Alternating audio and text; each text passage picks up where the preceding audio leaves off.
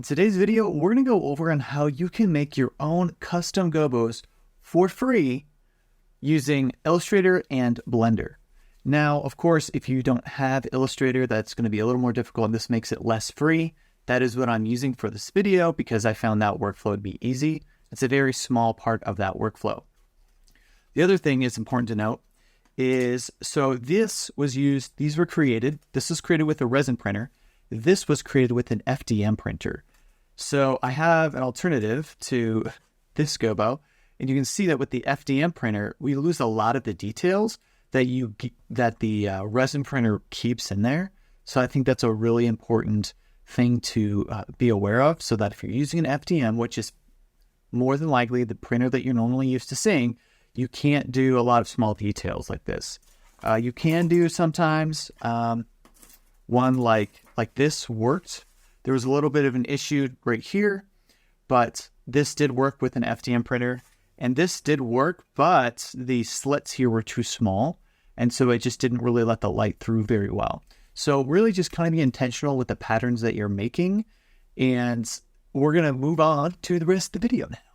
All right, first things first is we're going to find a gobo that we want to use. You, of course, can make your own style of this if you want, but I'm just going to go to the internet. I really like this one, and it is kind of complicated, so I'm going to go with that. Right-click, save image as, and save it as a JPEG or whatever you want. Generally, JPEG or PNG will be great.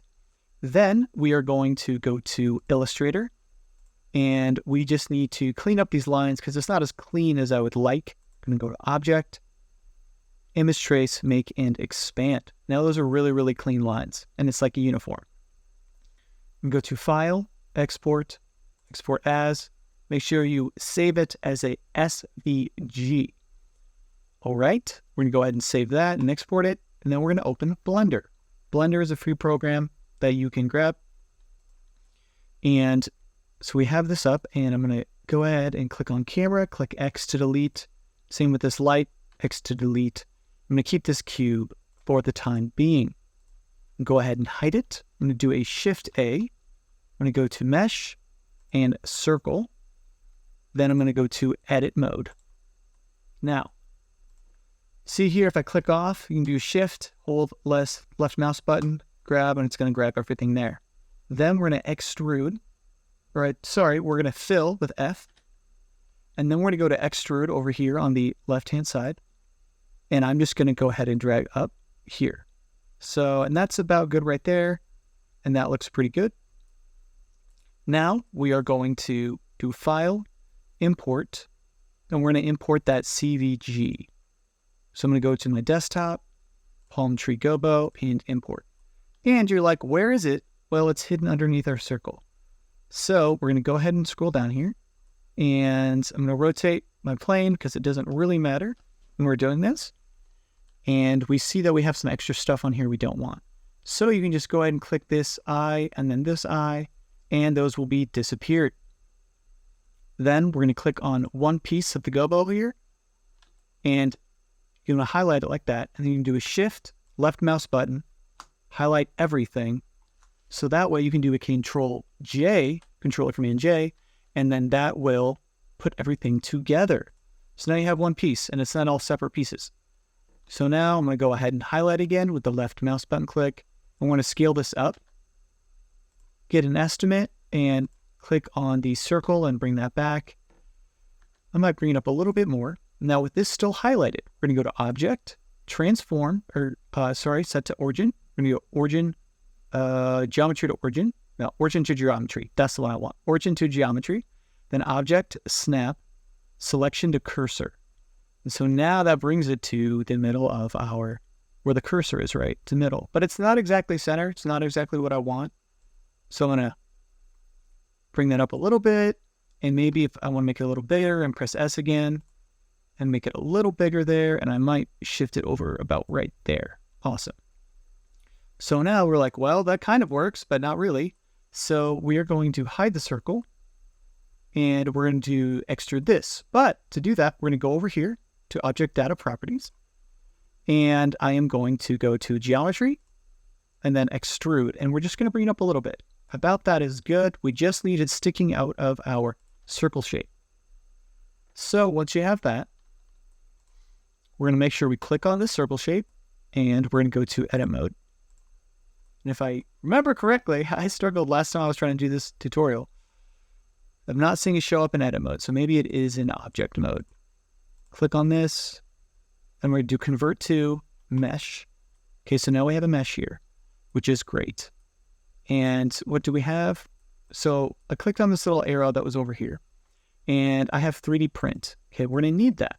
Now, if we want to use this, then we're going to go to File, and we are going to go to, Edit, Preferences, and I'm going to go to, and type in 3D. Make sure that this is checked here, and then it should show up over here. If it doesn't, try restarting Blender, and see if that works for you. So then what we're going to do is going to go to Cleanup, and we're going to click on Make Manifold. So I have that set up right there. And so now it's just really, really clean in case the mesh got funky, because sometimes that happens. I'm going to click on the circle now. I'm going to click on the wrench icon, click on Add Modifier, and then click on Boolean. Then we're going to grab the eyedropper, and we are going to click on the shape. And if we now hide that shape, which is Curve 5, we now have our Gobo, which is really, really cool. Now what we're going to do is we're going to go ahead and do a file. We're going to do an export as an STL. This is specifically for 3D printers.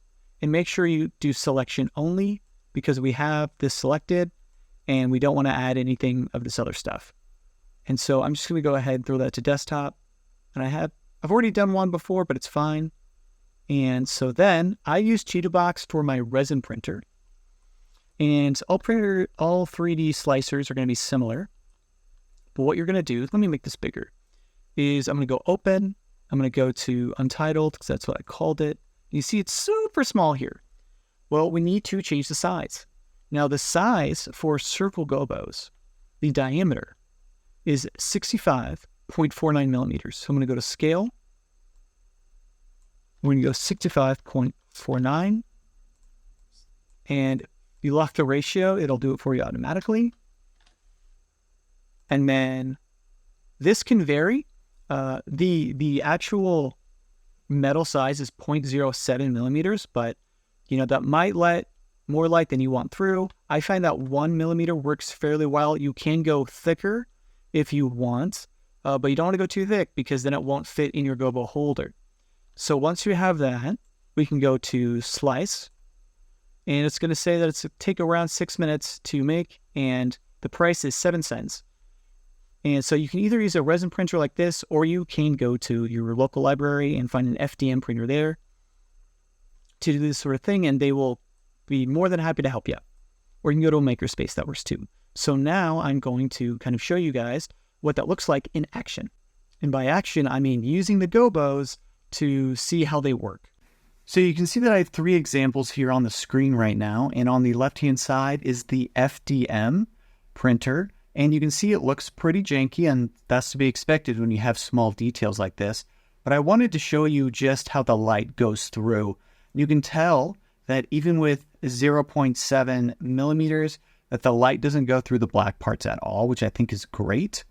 So you might want to, instead of something this complicated, do simpler shapes like triangle, square. You can do, you don't have to be that basic, but something that doesn't have a lot of intricacies is going to be great for FDM printers. Now, the next up we have is resin, and this is just resin straight out the gate. I printed it out, I cured it, I did all that stuff, and this is what it came out. And you can notice that there's light going through that resin, right? Because even though I'm using black resin, light's still going through it. So, I've never had an issue with that when it's come to photos. Like when I go look at it, I can't tell that there's that extra light there. It's just not enough to really make a difference. And even then, this was pretty close to the wall when I was taking these videos. So I've never really noticed a difference. But if you want to, make sure that there's not going to be any error, then you can do what's on the right-hand side. And that's where I took the same resin print. I just printed a second one, and I spray painted it with some black spray paint. And you can see that the light does not go through at all, and it looks like a really clean gobo. Now, when it comes to this, most local libraries aren't going to have resin printers because they smell really bad, okay? So you might need to go to a makerspace, or you could purchase your own. I got mine for around $300 to $400, and maybe like $100 more for accessories and resin. And you just want to make sure you have a well-ventilated space to do this. Now, $300 to $400 is a lot of money to spend on a 3D printer if you're only going to make gobos, because the amount of money, unless you want like gobos that would cost that much, I don't know if I'd really recommend it. But if you want to use it for other things, to maybe like create props or masks or something like that with a lot of intricate details, that could be another option for you. But I wouldn't just get a resin 3D printer just for gobos. I'd much rather use one at the library. It cost me 10 cents. And so try to go with that way and, see how it works for you. Something I forgot to mention is that these are plastic, and because they are plastic, they can melt. So when you put them in your optical spot, make sure that either A, you just use it, like the modeling light for it, and make sure you kind of find where it's at, and then turn off that modeling light and only use the flash. Or, even if you're using it for video, try to just do it at, chunks at a time so you don't overheat and so that these don't melt, because that would be really bad. The resin will probably have a higher tolerance than the FDM, and there are different heat tolerances that you can get for PLA or other kinds of plastic that you can use in FDM printers. So check those out and see how hot your light gets as well, and that might give you a better, kind of leeway in order to play with it. The other thing that's really cool that you can do with this technique is you can get some acrylic and you can create what I like to call reverse gobos. So like with this one, I would just take some tape, and you're going to see on the screen right now that you can create like masks or like shadow masks on people. And I think that's a really, really cool effect that you can do using this technique. And that's going to be it for this video. So if you enjoyed it, you learned something, like, comment, subscribe, all that stuff. And I'll see you in the next one.